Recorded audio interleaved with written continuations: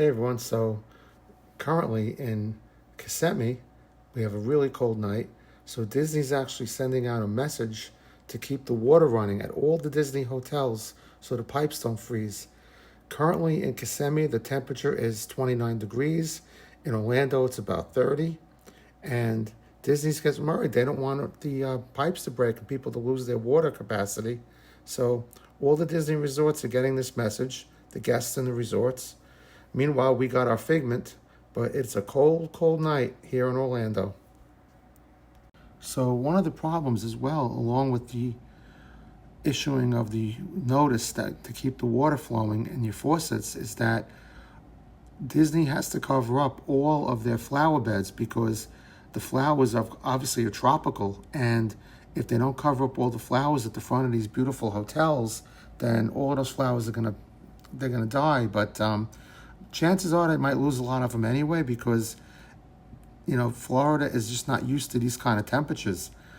Everyone is buying hats and gloves and scarves and anything they can get their hands on because it's really, really cold here. This is something that I took earlier in the day, some B-roll footage I was going to use for something else, walking around the Contemporary. What's funny about Florida is when you live here, even when it gets cold like this, it doesn't seem like, unlike the winters that I spent many, many years in New York, in Florida, obviously the leaves are still on the trees and everything is still green, but when it gets cold, it's kind of a wake-up call in a sense. Usually there's a week or 2 or 3 during the winter in Florida. Usually it's probably like 2 weeks where it gets really cold. And before I moved down, I've been through some of those. But now that I've lived here for over 10 years, it's even longer. It's different. As you can see with the cold temperatures, very few people were outside, and they were all kind of preparing. I mean, people, look, Disney's Disney, and it's in a way, it's kind of like a fun adventure. We actually spent, during some of the Disney hurricanes, we'd always go to a Disney hotel. And I remember, big shout out to my friend Ken Linden, who originally came up with the idea. We had both lived in Celebration, and he called me up one day and he says, he goes, we both work for Disney, we're off.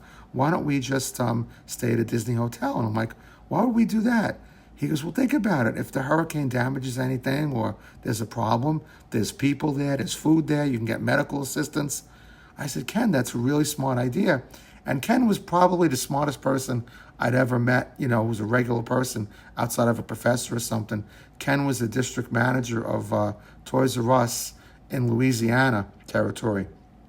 And just a very, very smart man, wonderful family. And we shared a lot of happy memories with them. But anyway, that's it for this video. And just to stay warm, everybody. Keep your faucets on if you're at a Disney hotel. And that's about it. They should be shutting these fans off, I would hope. I don't think we need these today. All right, folks. Talk to you later. Bye.